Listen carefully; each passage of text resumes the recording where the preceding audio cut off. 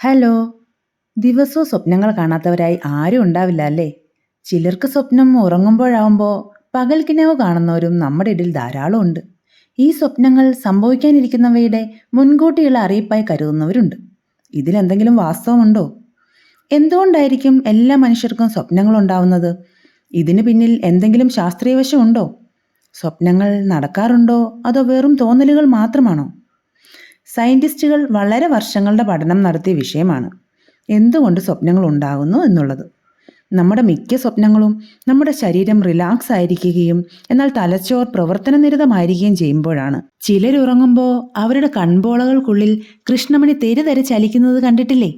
ഈ സമയങ്ങളിൽ കാണുന്ന സ്വപ്നങ്ങളാണ് ഉണരുമ്പോഴും ഓർമ്മയിലുണ്ടാവുക. എന്നാൽ ശാന്തമായി ഇമയനങ്ങാതെ ഉറങ്ങുമ്പോൾ കാണുന്ന സ്വപ്നങ്ങൾ നമ്മൾ ഉണരുമ്പോൾ വ്യക്തമായി ഓർക്കുന്നുണ്ടാവില്ല എന്നതാണ് പഠനം. എന്തുകൊണ്ടാണ് പരസ്പരബന്ധം പോലുമില്ലാത്ത പല സ്വപ്നങ്ങൾ എന്നതിന് ഒരു കാരണം സയന്റിസ്റ്റിനില്ല എന്ന് വേണം പറയാൻ. പക്ഷേ ചില കണ്ടുപിടിക്കപ്പെട്ട വസ്തുതകൾ പറയാം. നാം ഉറങ്ങുമ്പോഴാണ് നമ്മുടെ തലച്ചോർ അതിന് കിട്ടിയ വിവരങ്ങൾ അടുക്കി ശേഖരിച്ചു വയ്ക്കുന്നത്. വേണ്ടവ സ്റ്റോർ ചെയ്യുകയും വേണ്ടാത്തവയെ ഒഴിവാക്കുകയും ഒക്കെ ചെയ്യുന്ന സമയം. അതുപോലെ നമ്മുടെ ഇമോഷൻസിന്റെ ബാലൻസിങ് നടക്കുന്നതും ഉറക്കത്തിലാണ്.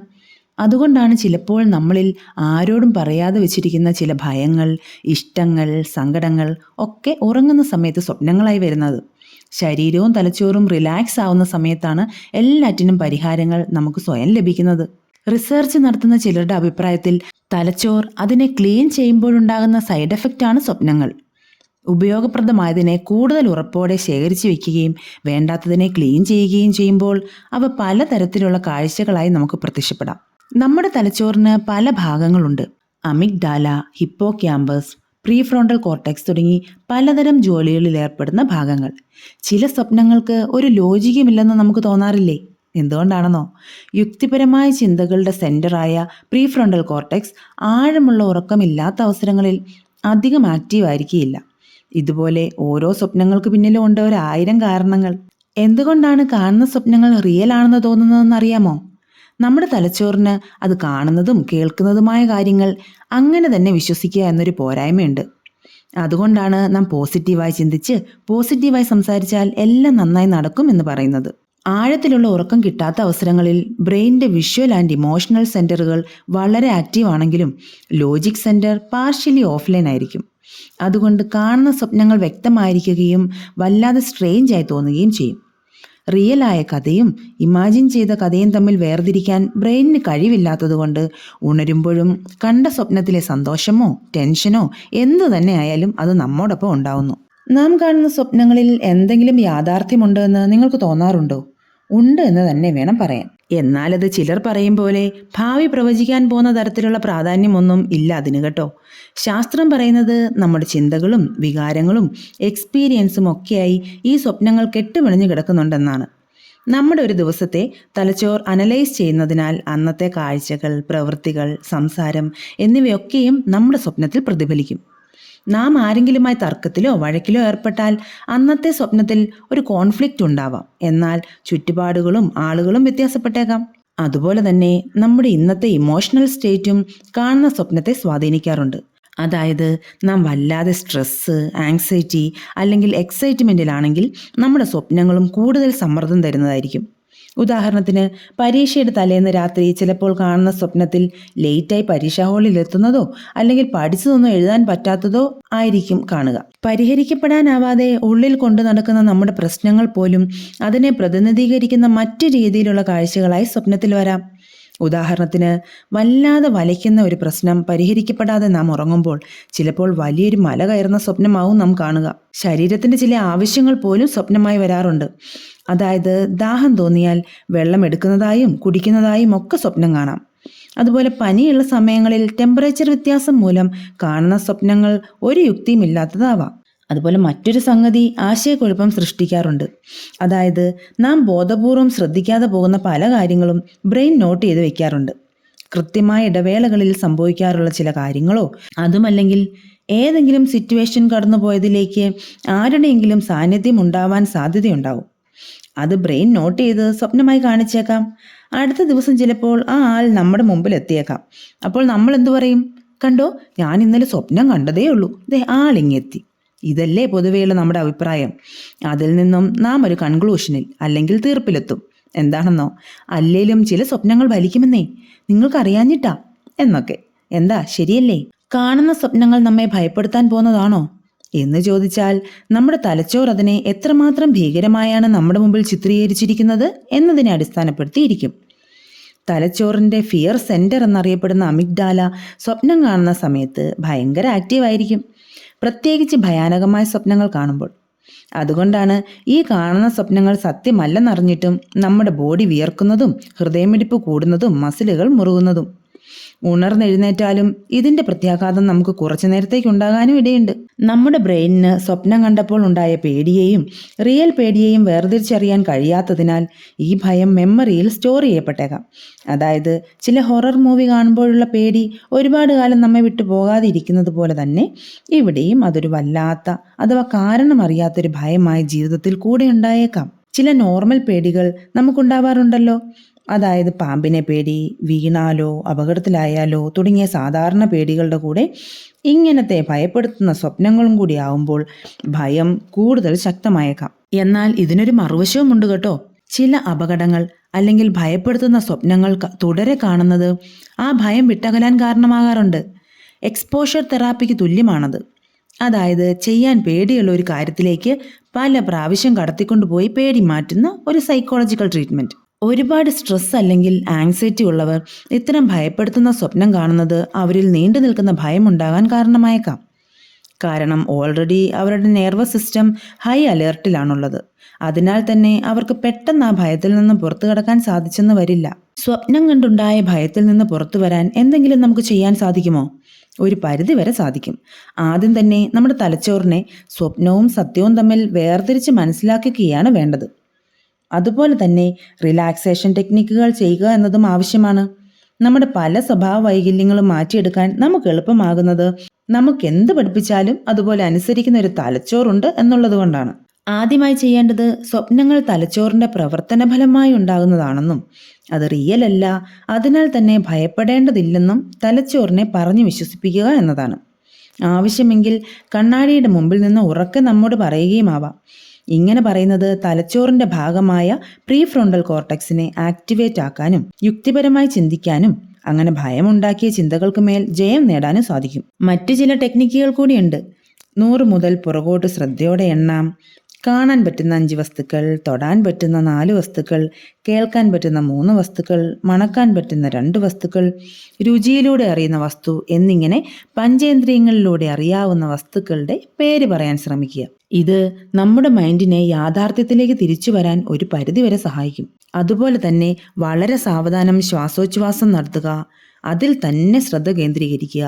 എന്നിട്ട് നമ്മുടെ കാല് മണ്ണിൽ അല്ലെങ്കിൽ തറയിൽ ചവിട്ടി നിന്ന് ഭൂമിയെ ഫീൽ ചെയ്യുക തുടങ്ങിയവയൊക്കെ സാധാരണ അവസ്ഥയിലേക്ക് മടങ്ങി വരാൻ ഒരുപാട് സഹായിക്കുന്നവയാണ്. മറ്റൊരു മാർഗം, നമ്മളെ ഭയപ്പെടുത്തിയ സ്വപ്നത്തെ നമ്മളൊന്ന് വഴിതിരിച്ച് ഫണ്ണിയായി ചിന്തിക്കുക എന്നതാണ്. ഉദാഹരണത്തിന്, നമ്മളെ ആരെങ്കിലും അപായപ്പെടുത്താൻ പുറകെ വരുന്ന സ്വപ്നമാണ് കണ്ട് ഭയപ്പെട്ടതെങ്കിൽ നമുക്കതിനെ മറ്റൊരു വിധത്തിൽ ചിന്തിക്കാം. അതായത്, പെട്ടെന്ന് 2 ചിറക് വിടർത്തി നമ്മൾ പറന്നു പോകുന്നതായ കഥയെ മാറ്റി മൈൻഡ് ഫ്രീ ആക്കാം. രക്ഷപ്പെട്ടെത്തുന്നിടത്തു നിന്ന് ഇഷ്ടപ്പെട്ട എന്തെങ്കിലും കഴിക്കുന്നതായി വേണമെങ്കിൽ ചിന്തിക്കാം.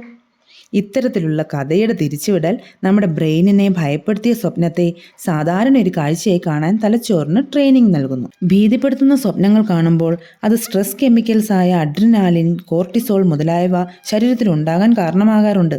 അതിനാൽ ചെറിയ സ്ട്രെച്ചിങ്, നടത്തം, കൈകൾ കുടയുക അല്ലെങ്കിൽ കറക്കുക മുതലായവ ചെയ്ത് ആ ഹോർമോണൽ എനർജിയെ പുറന്തള്ളാൻ സഹായിക്കാം. കാണുന്ന സ്വപ്നങ്ങൾ മിക്കപ്പോഴും ഭയപ്പെടുത്തുന്നവയാണെങ്കിൽ അതിൽ നിന്നും രക്ഷപ്പെടാൻ ആഴത്തിലുള്ള ഉറക്കം തന്നെ ആവശ്യമാണ്. അതിനോ ഉറങ്ങുന്നതിന് തൊട്ട് മുൻപുള്ള ഹെവി ഫുഡ്, കോഫി, ചോക്ലേറ്റ്സ്, പിന്നെ ഫോൺ, TV എന്നിവ ഒഴിവാക്കണം. ഉറങ്ങുന്ന മുറി കഴിവതും കാമായതും യാതൊരു വെളിച്ചവും ഇല്ലാത്തതായിരിക്കാനും ശ്രദ്ധിക്കണം. പ്രാർത്ഥനയും അതോടൊപ്പം മൈൻഡ്ഫുൾനെസ് ടെക്നിക്കും മസിൽ റിലാക്സേഷൻ ടെക്നിക്കും ഒക്കെ ഉറങ്ങും മുമ്പ് പ്രാക്ടീസ് ചെയ്യാം. ചിലപ്പോൾ ഭയം സ്വപ്നത്തെയോ അതിലെ സംഭവങ്ങളെയോ കുറിച്ചാവണമെന്നില്ല. ആ സ്വപ്നം കൊണ്ട് എന്താണ് ഉദ്ദേശിക്കുന്നത് എന്നതാണ് പലരെയും അലട്ടുന്നത്. അതിന് ചെറിയൊരു ട്രിക്ക് പ്രയോഗിക്കാം. കണ്ട സ്വപ്നം ഒരു പേപ്പറിൽ എഴുതിയിട്ട് അപ്പോഴുണ്ടായ ഫീലിങ്ങുകളും എഴുതണം. പിന്നീട് അതുമായി ബന്ധപ്പെട്ട് എന്തെങ്കിലും സംഭവിച്ചോ എന്നുള്ളതും എഴുതി വെക്കാം. അങ്ങനെ പതിയെ പതിയെ ഭയത്തെ ഒഴിവാക്കാൻ കഴിയും. ചില സ്വപ്നങ്ങൾ കാണുന്നത് ജീവിതത്തിൽ ചില ഭയങ്ങൾ ലാസ്റ്റ് ചെയ്യുന്നതിന് ഇടയാക്കും. ഉദാഹരണത്തിന് ഉയരത്തിനോടുള്ള പേടി, ലിഫ്റ്റിൽ തനിയെ പോകാനുള്ള പേടി, സ്റ്റേജിൽ കയറാനുള്ള പേടി തുടങ്ങിയ അനേകം ഭയത്തിന് അടിമകളാണ് മിക്കവരും. ഇതിന് വളരെ പ്രായോഗികമായ നടപടി എന്ന് പറയുന്നത് ഈ കാര്യങ്ങളിലേക്ക് നേരിട്ടങ്ങ് കടന്നു ചെല്ലുക എന്നത് മാത്രമാണ്. പേടിയോടെ മാറി നിന്നാൽ ഒരിക്കലും അത് നമ്മെ വിട്ടുപോകില്ല. ഒന്ന് എക്സ്പോസ് ആയി കഴിഞ്ഞാൽ പിന്നെ നമുക്ക് തന്നെ മനസ്സിലാവും ഇതൊന്നും പേടിക്കേണ്ടതല്ല എന്ന്. പ്രധാനപ്പെട്ട മറ്റൊരു കാര്യം, ചില ഭയപ്പെടുത്തുന്ന സ്വപ്നങ്ങൾ തുടർച്ചയായി വരുന്നത് ചിലപ്പോൾ നമ്മുടെ പഴയ മുറിവേകിയ അനുഭവങ്ങളിൽ നിന്നോ അല്ലെങ്കിൽ ആങ്സൈറ്റി ഡിസോർഡറിൽ നിന്നോ ആകാം. ഇങ്ങനെയുള്ള സാഹചര്യങ്ങളിൽ കോഗ്നിറ്റീവ് ബിഹേവിയറൽ തെറാപ്പി അല്ലെങ്കിൽ ലൂസിഡ് ഡ്രീമിംഗ് തെറാപ്പി തുടങ്ങിയവയ്ക്ക് നന്നായി ഒരാളെ സഹായിക്കാൻ കഴിയും. സ്വപ്നങ്ങളുടെ വ്യാഖ്യാനങ്ങൾക്കും വിശ്വാസങ്ങൾക്കും ഒരുപക്ഷെ നമ്മുടെ സംസ്കാരത്തോളമോ അതിലും കൂടുതലോ പഴക്കം കാണും. പല കൾച്ചറുകളും ഇപ്പോഴും സ്വപ്നങ്ങളെ ദൈവത്തിൽ നിന്നോ പൂർവികരിൽ നിന്നോ ഒക്കെയുള്ള മെസ്സേജുകളായി കാണാറുണ്ട്. ഇതിന് ബലം നൽകുന്ന കഥകളും സിനിമകളും ചില മതത്തിന്റെ പാരമ്പര്യങ്ങളും ഒക്കെ നിലനിൽക്കുന്നത് സ്വപ്നങ്ങളെ ഭയപ്പെടേണ്ടതാണെന്ന ചിന്ത കൂടുതൽ ഉറപ്പിക്കുന്നു. ചിലർ സ്ഥിരമായി കാണുന്ന സ്വപ്നങ്ങളിൽ നിന്നും അയാളുടെ പേഴ്സണാലിറ്റി ഡിസോർഡേഴ്സിനെ മനസ്സിലാക്കാൻ പലപ്പോഴും സാധിക്കാറുണ്ട്. ഒരാളിലെ മറഞ്ഞിരിക്കുന്ന വ്യക്തിത്വം, അയാളുടെ പുറത്തു പറയാൻ ഭയക്കുന്ന ആഗ്രഹങ്ങൾ, ഇഷ്ടങ്ങൾ തുടങ്ങിയവ സ്വപ്നങ്ങളായി വരാൻ ഒരുപാട് സാധ്യതയാണ്. ഇനി മറ്റൊരു കാര്യമുണ്ട്. ഉറക്കത്തിൽ മാത്രമല്ല, ഉണർന്നിരിക്കുമ്പോഴും സ്വപ്നം കാണുന്ന പതിവുള്ളവർ ധാരാളമുണ്ട് നമുക്കിടയിൽ. അതെന്തുകൊണ്ടാണെന്ന് പറയാമോ? ഒരു പണിയും ഇല്ലാഞ്ഞിട്ടാണെന്ന് പറഞ്ഞങ്ങ് തള്ളിക്കളയല്ലേ ഇത്. നമ്മുടെ തലച്ചോറിന് ഒരേ കാര്യത്തിൽ ഒരുപാട് സമയം ശ്രദ്ധ കേന്ദ്രീകരിക്കാൻ വളരെ ബുദ്ധിമുട്ടാണ്. അതിങ്ങനെ ഒന്നിൽ നിന്ന് മറ്റൊന്നിലേക്ക് ഒഴുകി നടക്കാനാണ് ഇഷ്ടപ്പെടുന്നത്. എന്നാൽ മനസ്സിരുത്തി ഇഷ്ടപ്പെട്ട് നാം ഒരു കാര്യം ചെയ്യുന്നെങ്കിൽ 100% ശ്രദ്ധയും അതിലേക്ക് കൊടുത്ത് വിജയിപ്പിക്കാനും ഇതേ ബ്രെയിനിന് പറ്റുകയും ചെയ്യും. നാം പൂർണ്ണമായി ഒരു കാര്യത്തിലേക്ക് ശ്രദ്ധിക്കാതെ വരുമ്പോൾ തലച്ചോറിൻ്റെ ഒരു തലമായ ഡിഫോൾട്ട് മോഡ് നെറ്റ്വർക്ക് ഓൺ ആകും. അത് ഇമാജിനേഷനെ സഹായിക്കുന്ന ഭാഗമാണ്. അങ്ങനെയാണ് പല ചിന്തകളും, അതായത് ഭൂതകാലം, ഭാവികാലം തുടങ്ങി എന്തും പരിസരം മറന്ന് ചിന്തിച്ചിരിക്കുന്നത്. ഈ പകൽക്കിനാവ് കൊണ്ട് ചില ഗുണങ്ങളുണ്ട് കേട്ടോ. ഇത് നമ്മുടെ തലച്ചോറിനൊരു ചെറിയ വെക്കേഷൻ മൂഡ് നൽകുകയാണ് ചെയ്യുന്നത്. അത് തലച്ചോറിൻ്റെ ഭാരപ്പെട്ട ജോലികൾക്കിടയിൽ ക്ഷീണത്തിൽ നിന്നും രക്ഷപ്പെടാൻ സഹായിക്കുന്നു. ചില പുതിയ ഐഡിയകൾ സൃഷ്ടിച്ചെടുക്കാനും ഈ റിലാക്സ് മോഡ് നമ്മെ സഹായിച്ചെന്ന് വരാം. കാരണം നാം സഞ്ചരിക്കുന്നതിലും വേഗത്തിൽ നമ്മുടെ തലച്ചോർ പല തലത്തിലൂടെ സഞ്ചരിക്കുകയാണല്ലോ. ഈ പകൽക്കിനാവ് നമ്മെ പലപ്പോഴും പാസ്റ്റിൽ സഞ്ചരിച്ച് പാകപ്പിഴകൾ തിരുത്തി നല്ലൊരു ഫ്യൂച്ചർ സൃഷ്ടിക്കാനും സഹായിക്കുന്നു. വളരെ ടഫായിട്ടുള്ള നെഗറ്റീവുകൾ നിറഞ്ഞ ഒരു ചുറ്റുപാടിൽ പോലും നമ്മുടെ ബ്രെയിനിൻ്റെ ഈ ഡേ ഡ്രീമിംഗ് ടെക്നിക്ക് കൊണ്ട് നമുക്ക് റിലാക്സ് ആകാനും നല്ലൊരു പേഴ്സണാലിറ്റി കീപ്പ് ചെയ്യാനും സാധിക്കും. വളരെ കുറച്ച് ശതമാനം ആളുകളുണ്ട്, അവർ പുറമേ ആളുകളോട് സംസാരിക്കുന്നതിലും കൂടുതൽ തന്നോട് തന്നെ ഉള്ളിൽ സംസാരിക്കാനാണ് ഇഷ്ടപ്പെടുന്നത്. പുറമേയുള്ളൊരു ഡിസ്റ്റർബൻസുകളും ഇവരെ ബാധിക്കാറില്ല. നമ്മുടെ തലച്ചോർ ഒരു വലിയ പ്രതിഭാസമാണ്. അതെന്തെങ്കിലും ഒരു കാര്യം ഇമ്പോർട്ടൻ്റ് ആയി കരുതിയാൽ മറ്റൊന്നിനും അതിനെ ഡിസ്ട്രാക്ട് ചെയ്യാൻ സാധിക്കില്ല. എത്രമാത്രം മോശപ്പെട്ടതോ കോലാഹലങ്ങൾ നിറഞ്ഞതോ ആയ അന്തരീക്ഷത്തിലും നമ്മുടെ ബ്രെയിൻ അതിൻ്റെ പ്രിയപ്പെട്ട വർക്കിലേ ശ്രദ്ധിക്കൂ. അതുകൊണ്ടാണ് മനസ്സിന് പിടിച്ച ജോലിയും പഠനവും ജീവിതവും ഒക്കെ തിരഞ്ഞെടുക്കാവൂ എന്ന് പറയുന്നത്. തൻ്റെ ചുറ്റുപാടുകൾ നമ്മുടെ ബ്രെയിനിന് ബോറിംഗ് ആയി തോന്നിയാൽ, അല്ലെങ്കിൽ സ്ട്രെസ്ഫുൾ ആണെന്നോ സ്വയം നഷ്ടപ്പെടുത്തുന്നതാണെന്ന് തോന്നിയാലോ ബ്രെയിൻ എസ്കേപ്പ് മെക്കാനിസം എടുക്കും. ആ സാഹചര്യത്തിൽ നിന്നും രക്ഷപ്പെടുന്നതിന് അത് നമ്മെ ഇഷ്ടപ്പെടുന്ന ചിന്തകളിലൂടെ കൊണ്ടുപോകും. പരിസരം മറന്ന് ചിലർ ഒറ്റയ്ക്കിരുന്ന് ചിരിക്കുന്നത് കണ്ടിട്ടില്ലേ? അതാണ് കാരണം കേട്ടോ. ചിലപ്പോൾ ചില പ്രത്യേക സ്മെല്ല് അല്ലെങ്കിൽ ചില പാട്ടുകൾ നമ്മെ ഓർമ്മയുടെ മറ്റൊരു ലോകത്തേക്ക് തുടരെ തുടരെ വരുന്ന ചിന്തകളിലൂടെ കൊണ്ടുപോയേക്കാം. ചുറ്റുപാടുകൾ മറന്ന് ആ ചിന്തയിൽ ലയിച്ച് അങ്ങനെ മണിക്കൂറുകൾ ഇരുന്ന് പോകുന്നവർ ഉണ്ട്. ഇൻട്രോവേർട്ട് ആയിട്ടുള്ളവരാണ് കൂടുതലായും ഇങ്ങനെ പകൽക്കിനാവിൽ മുഴുകുന്നത്. ചിലർക്കിത് എല്ലാ ദിവസവും ഉള്ള പ്രകൃതമായി കാണാറുണ്ട്. ഇതൊരു പക്ഷേ മാൽ അഡാപ്റ്റീവ് ഡേ ഡ്രീമിങ്ങിൻ്റെ ലക്ഷണമാകാം. ഇവിടെ റിയൽ ലൈഫിലും കൂടുതൽ അവർ ജീവിക്കുന്നത് ഈ ഇമാജിൻ്റെ വേൾഡിലായിരിക്കും. സ്വയം ഉൾവലിഞ്ഞ് ജീവിക്കുന്നവർ അവരുടെ ഉള്ളിൽ തന്നെയുള്ള എനർജിയാണ് എന്തിനും ഉപയോഗിക്കുന്നത്. അതുകൊണ്ട് തന്നെ അവർ സ്വന്തം ചിന്തകളിലും ഭാവനകളിലും സമയം ചിലവഴിക്കുന്നു. അവർക്ക് സ്വയം പ്രശ്നങ്ങൾക്ക് പരിഹാരം കാണാനും തീരുമാനങ്ങൾ എടുക്കാനും പ്രത്യേക കഴിവാണ്. ഒറ്റയ്ക്കിരിക്കുകയും ചിന്തകളിൽ മുഴുകുകയും ചെയ്യുന്നവർ മനക്കരുത്തില്ലാത്തവരാണെന്ന് കരുതരുത്. ഇത്തരക്കാർ നല്ല ക്രിയേറ്റീവായിട്ടുള്ള ആളുകളായിരിക്കും. അവർക്ക് സന്തോഷിക്കാൻ കൂടെ ആരും വേണമെന്നോ ചുറ്റുപാടുകൾ അനുകൂലമാവണമെന്നോ ഇല്ല. നമ്മുടെ സാധാരണക്കാരായ ഒരുപാട് ആളുകളുണ്ട്. ഈ സ്വപ്നങ്ങളെയും സ്വപ്നം കാണുന്നവരെയും എന്തോ പ്രശ്നമായും പ്രശ്നക്കാരായും കാണുന്നവർ. അവരെ നമുക്ക് എങ്ങനെ ഇതിൻ്റെ ശാസ്ത്രീയ വശങ്ങളെപ്പറ്റി മനസ്സിലാക്കാമെന്നാണ് നിങ്ങൾ വിചാരിക്കുന്നത്? അവരോട് ഉദാഹരണമായി പറയാം. നമ്മൾ സിനിമ കാണാറുള്ളത് സത്യമല്ല എന്ന് നമുക്കറിയാമല്ലോ. അതുപോലെ നമ്മുടെ തലച്ചോർ സ്വയം നിർമ്മിക്കുന്ന സിനിമകളാണ് സ്വപ്നങ്ങൾ. അത് വെറും കഥകൾ മാത്രമാണ്, മറന്നു കളയേണ്ടവ മാത്രം. ഭയപ്പെടുത്തുന്ന ഒരു സ്വപ്നം കണ്ടെന്ന് വെച്ച് എന്തോ സംഭവിക്കാൻ പോകുന്നു എന്ന് വിചാരിക്കരുത്. നമ്മുടെ ഉള്ളിലെ സ്ട്രെസ്സിനെ പുറന്തള്ളാൻ തലച്ചോർ സ്വീകരിക്കുന്ന മാർഗങ്ങളാണിത്. അപ്പോഴും പലരെയും അലട്ടുന്ന ഒരു പ്രശ്നം ഉത്തരം കിട്ടാതെ കിടക്കുന്നുണ്ട്. എന്താണെന്നല്ലേ? എന്തുകൊണ്ടാണ് ചിലർക്ക് അവർ കാണുന്ന സ്വപ്നത്തിലെ സാഹചര്യങ്ങൾ ജീവിതത്തിന് സംഭവിക്കാറുള്ളത്? ഞാൻ സ്വപ്നം സ്വപ്നം ഞാൻ സ്വപ്നത്തിലെ കണ്ടിട്ടുണ്ട്. എന്നെയോ? What do you mean? സത്യം പറഞ്ഞാൽ ആരും വിശ്വസിക്കില്ല. എന്റെ ഗുരുവായൂരപ്പനാണ് സത്യം. എന്നെ ആദ്യം കാണും മുമ്പ് ബാല എന്നെ സ്വപ്നത്തിൽ കണ്ടിട്ടുണ്ടെന്നോ? ആ, രാത്രിയിൽ വന്ന് കയറിയപ്പോ ഞാൻ ശരിക്കും ഞെട്ടിപ്പോയി. പറയുന്നത് ഇയാളായതുകൊണ്ട് മാത്രം ഞാൻ വിശ്വസിക്കാം. വിശ്വസിക്കണോ ഇല്ലയോ, അത് സത്യ. അതിന് കാരണങ്ങൾ പറയാനാണെങ്കിൽ പലതുണ്ട്. ഞാൻ നേരത്തെ പറഞ്ഞില്ലേ, തലച്ചോറിൽ സൂക്ഷിച്ചിരിക്കുന്ന ഓർമ്മകളെക്കുറിച്ച്. നമ്മുടെ എല്ലാവരുടെയും ലൈഫിന് ഒരു പാറ്റേൺ ഉണ്ട്. ഇതുവരെ സംഭവിച്ചുകൊണ്ടിരിക്കുന്ന ഒരേ രീതിയിലുള്ള ഒരു പോക്ക്. നാം അതിനെയെല്ലാം നിരീക്ഷിച്ചു കൊള്ളണമെന്നില്ല. പക്ഷേ ബ്രെയിൻ എന്ന സൂപ്പർ കമ്പ്യൂട്ടർ അതിനെ നിരീക്ഷിക്കുകയും നമ്മളിൽ നിന്ന് നിർദ്ദേശങ്ങൾ കിട്ടാത്തിടത്തോളം അതിന് വേണമെന്ന് തോന്നുന്നതിനെ എല്ലാം സ്റ്റോർ ചെയ്യുകയും ചെയ്യുന്നുണ്ട്. അതാണ് അലസരായിട്ടുള്ളവർക്ക് ഒരു കാര്യത്തിലും തീർപ്പില്ലാത്തതും പ്രാക്ടീസിലൂടെ ഒരുപാട് ആളുകൾ വിജയത്തിലെത്തുന്നതും. നാം എന്ത് കാര്യം ആവർത്തിച്ച് പഠിപ്പിക്കുന്നുവോ അത് തലച്ചോർ സ്റ്റോർ ചെയ്യും. പ്രാക്ടീസ് ചെയ്യുന്നില്ലെങ്കിലോ ബ്രെയിൻ അതിന് തോന്നുന്ന ചവറുകളൊക്കെ ശേഖരിച്ച് സൂക്ഷിക്കും. ഇങ്ങനെ കിട്ടുന്ന പല വിവരങ്ങൾ കൊണ്ടും മനസ്സിൻ്റെ ചില വിചിത്ര രീതികൾ കൊണ്ടും പിന്നെ യാദൃശ്ചികത കൊണ്ടും നാം കാണുന്നത് വരാൻ പോകുന്ന സാഹചര്യങ്ങളുമായി ബന്ധപ്പെട്ട സ്വപ്നങ്ങളാവാം. സ്വപ്നത്തിൽ കണ്ട ഏതെങ്കിലും ഒരു ഭാഗം നാം മുൻപിൽ കണ്ടാൽ അത് യാദൃച്ഛികമെന്ന് വിചാരിക്കാതെ ബാക്കി സ്വപ്നഭാഗങ്ങളെല്ലാം മറന്ന് നാം പറയും, കണ്ടോ, ഞാൻ സ്വപ്നത്തിൽ കണ്ടതെല്ലാമാണ് നടക്കുന്നതെന്ന്. അതോടെ കാണുന്ന സ്വപ്നമെല്ലാം നടക്കുമെന്ന ചിന്തയും വരും. പിന്നെ ഭയവും തുടങ്ങും. ഒരു ഉദാഹരണത്തിന്, ഏതെങ്കിലും സ്ഥലത്തിൻ്റെ പടമോ വീഡിയോയോ കണ്ടിട്ട് അവിടെ എന്നെങ്കിലും പോകാൻ പറ്റിയിരുന്നെങ്കിൽ എന്നൊരാഗ്രഹം തോന്നിയെന്നിരിക്കട്ടെ. അന്നത്തെ സ്വപ്നത്തിൽ ആ കണ്ട വീഡിയോയും നാമും ഉൾപ്പെടെ അവിടെ പോയ ഫീൽ ഉണ്ടായെന്ന് വരാം. കുറച്ചുനാൾ കഴിഞ്ഞ് അവിടെ പോകാനൊരവസരം കിട്ടി അതിൽ നടക്കുമ്പോൾ നാം കണ്ട പിക്ചറിലെയോ വീഡിയോയിലെയോ ഒന്നും ആവില്ല നമ്മുടെ മനസ്സിലുണ്ടാവുക. കണ്ട സ്വപ്നമാവും ബ്രെയിൻ ശേഖരിച്ചിട്ടുണ്ടാവുക. അതിൽ നിന്ന് നാം എന്തു പറയും? എൻ്റെ സ്വപ്നം സാധിച്ചു എന്ന്, അല്ലേ? അല്ലാതെ എൻ്റെ ആഗ്രഹം സാധിച്ചു എന്ന് പറയുന്നവർ ചുരുക്കം. അങ്ങനെ മൊത്തത്തിൽ പറഞ്ഞാൽ ഈ സ്വപ്നങ്ങൾ അത് സന്തോഷം തരുന്നതോ ഭയപ്പെടുത്തുന്നതോ ഏതുമാകട്ടെ നമ്മുടെ ബ്രെയിനിൻ്റെ ലീലാവിലാസങ്ങളാണെന്ന് അറിയുക. നമ്മൾ നേരത്തെ കണ്ടിട്ടുള്ളതും പലയിടങ്ങളിലായി സംഭവിച്ചിട്ടുള്ളതുമായ കാര്യങ്ങളെ തൻ്റെ ഇഷ്ടത്തിന് ചേരുംപിടി ചേർത്ത് സിനിമകൾ നിർമ്മിക്കുന്ന കുസൃതി കുറുമ്പനായ തലച്ചോറിൻ്റെ വികൃതികൾ. ഒരു കൊച്ചു കുഞ്ഞ് കത്തിയെടുത്ത് ഭീഷണിപ്പെടുത്തിയാൽ നാം പേടിക്കുമോ? അതവൻ്റെ അറിവില്ലായ്മയാണെന്ന് മനസ്സിലാക്കി ആ കത്തി പിടിച്ചു വാങ്ങി നാം അവനെ തിരുത്തി കൊടുക്കും. അതുതന്നെ മതി നമ്മുടെ തലച്ചോറിനും. അതിനെ അതിൻ്റെ തോന്നിവാസങ്ങൾ ചിന്തിച്ചു കൂട്ടാനോ ചെയ്യാനോ വെറുതെ ഇരിക്കാനോ സമ്മതിക്കാതെ എന്തെങ്കിലും ആക്ടിവിറ്റികൾ ചെയ്യിപ്പിച്ചുകൊണ്ടേയിരിക്കുക.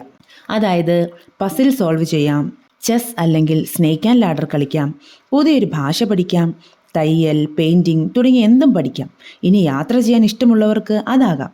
അതുമല്ലെങ്കിൽ കുട്ടികൾക്ക് ട്യൂഷൻ എടുക്കാം, കുക്കിംഗ്, ഡാൻസിങ്, ഗാർഡനിങ്, അങ്ങനെ നിരവധി അനവധി കാര്യങ്ങളുണ്ട് ചെയ്യാൻ. ഒരേ കാര്യം ചെയ്ത് തലച്ചോറിനെ ബോറടിപ്പിക്കാതെ പല പല കാര്യങ്ങൾ കുറേശ്ശെയായി ചെയ്യുക. ഓരോ നിമിഷവും ആസ്വദിച്ച് ജീവിക്കുക.